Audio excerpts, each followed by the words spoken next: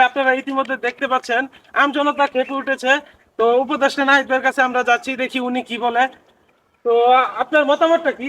আমাদের মতামত একটাই, আমাদের দুষ্টু কোকিল গানটারই জাতীয় সঙ্গীত হিসাবে আমরা এটা দাবি করছি। কেন এই গানই কেন? এটা পিটির সময় যদি বাজে একটা আরেকটা রূপে পড়ে দেবো, কি হইব?